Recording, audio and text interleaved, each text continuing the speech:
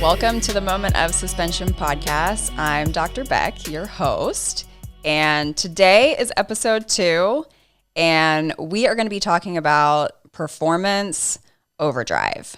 So as a recap, episode 1, I dropped what the origin of Moment of Suspension is, and linking that into horses, business, and faith, and going back to the timeline of where Moment of Suspension was inspired in 2019.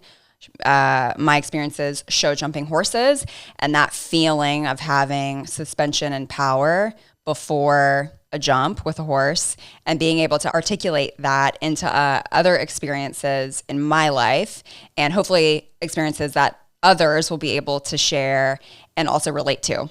Performance in general is a term that I'm very passionate about, but it also can be a slippery slope. And I want to talk about how performance and being a type A person, being driven, can get you to certain levels in your life. But at a certain point, it may not be what will get you to the next level.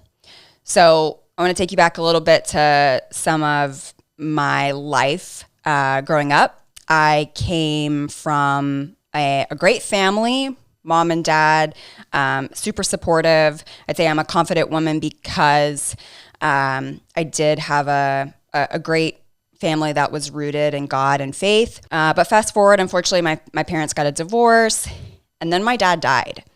And I had some other life events of men in my life of loss, and not just like personal relationships, but relatives and friends and things like that, that just added to that pattern of, I guess you could say, rejection. And I know some women can relate to this, not just women, but men too. And it shows up in other areas of your life. So for me, I'm already wired to be someone that's going to grind and, work hard. I joke, like I literally could be bleeding from all 4 limbs and still like keep running to where I'm trying to go. And that can be like admirable to some point, but then it becomes destructive. We all have patterns that show up in our life. Mine in particular is what I would call striving, and it hasn't really ever been for applause for others. It's always been for myself. And you know how they say like you could be your own worst enemy. And I would find that to be true. And the older I've gotten, the more I've had to come to terms with, why am I the way that I am? And so I want to ask you that too. Like, why are you the way that you are? And we all are going to have certain personalities and characteristics, but some of it isn't really who we are. We've become wired that way based on life experiences. So linking this back to horses and business in particular in this episode, I want to go back to 2019 again with my horse gigolo show jumping, when I finally started to feel like what that moment of suspension was, which could be light, airy, you're in flow, in alignment, and particularly jumping a horse is like the best feeling in the world when you're on course and you see that perfect distance to jump from. However, that feeling also can become addictive and you start chasing success or over trying. So for example, riding a horse, the symptom that started to show up for me was my horse started stopping at jumps. And it's interesting fast forwarding years later, and I had said this horse has been one of the greatest learning experiences of my life, because when I look back, he was reflecting back to me my internal environment long before I was consciously aware of it. Like I was aware that I didn't want to live in that place. My practice was peaking. It was becoming apparent that I wasn't going to be able to sustain how I was living and working, which was I was riding high performance horses probably 4 or 5 days a week. I was working early and long hours. So I was trying to link in riding with growing my chiropractic practice, which is also very physical, and, financially taking care of myself and my own life, and just getting to a point where it's like, okay, this isn't sustainable. And when I think back to that, I knew it wasn't. And I was like, I will just figure it out when I figure it out. But the first symptom was my own horse telling me like, hey, this like is not working. So it's like you hit those points in life, and those can also be moments of suspension when they're like big punches in the face, and you have to figure out like why is that happening? So for me, it was the horse stopping. I didn't look inward at the time as much as I should have. And instead, you just start trying new things, right? You get a new trainer, you put on different tack, but I knew it wasn't right. So that experience with my horse and looking back from it, the life lessons of it really didn't fully formulate until years later, realizing that one, when you get in those situations, you're going to need to recover, but it's going to require you to look inward and figure out why is this and what's going on and what is required for me to get to the next level and overcome whatever this obstacle is in my life. So for me, it started showing up in riding horses. Then it started to show up in my business, which was a couple years later. I had completely maxed out physically in my job as an animal chiropractor, and I didn't know how to scale. I was getting mentally burned out.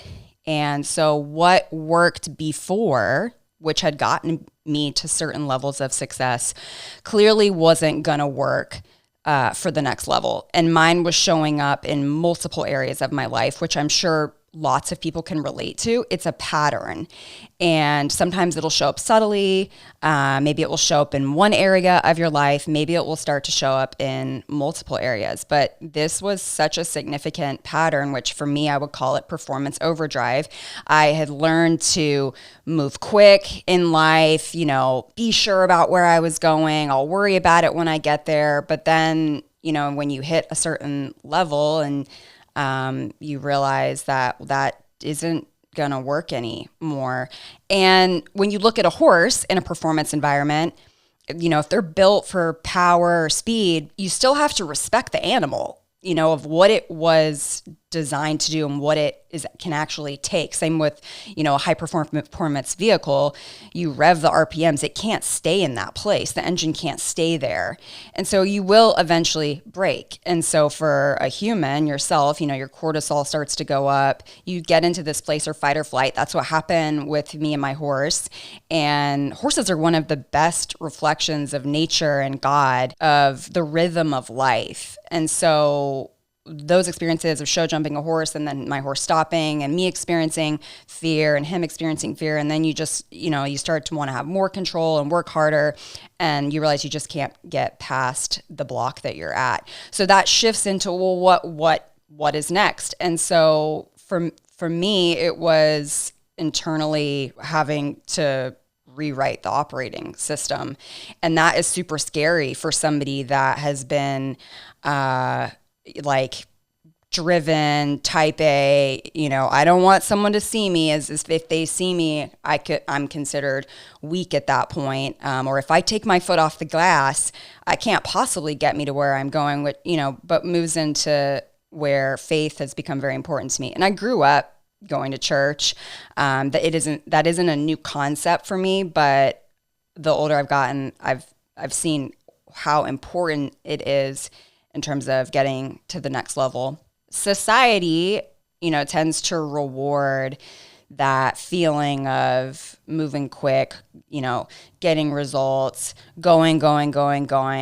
But when you, again, look back at what actually is sustainable, is that what I call the moment of suspension, when it's light and airy and it's, you're at ease, you have peace, and you can achieve success with peace. So going back to the story with my horse Gigolo, that story unfortunately took 4 or 5 years for me to work through. So I had gotten a different trainer with that horse at the time, and it was going well. But as soon as there was that extra pressure from a horse show, he would start stopping again. And so everybody just was like, he's done jumping. And so I wasn't going to go buy another horse at that time. So I took him out of training, and that was my next journey of, I guess you could say, releasing. And so I gave up show jumping after that. and I moved him out to a place where I could just ride. And I did not grow up riding a lot of high performance horses. I rode off the track thoroughbreds. I rode lots of various breeds because I didn't grow up with money. So I basically converted this high performance show jumper into a trail horse, and which made me go back to my roots of really who I was as a little girl, which was just galloping out on trail. I guess you could say that matches up pretty well in a lot of scenarios in life where I just needed to let go. And that point of releasing control and just having fun and not being so serious. And because the horse was reflecting that back to me, where that level of intensity that him and I were having and the pressure that I was putting on him, which was pressure that I was putting on myself, he just a horse was not designed to sustain that level of pressure, even though high performance, we all do it for adrenaline. Horses too. That's why they love their jobs. But when a human starts putting their own junk on the horse, he forced me to have to get over that overdrive place that I was living. So I went and trail rode him. And then out of curiosity, I started to introduce him back to small jumps on my own. So I started to gain confidence on my own of basically restarting a horse. And that could be applied to a lot of different things in life, where sometimes you need to just step back for a minute and stop grinding and actually get quiet, because the answers come in the quiet. They come in the stillness. They come in the rest. And that's actually where your brilliance lives.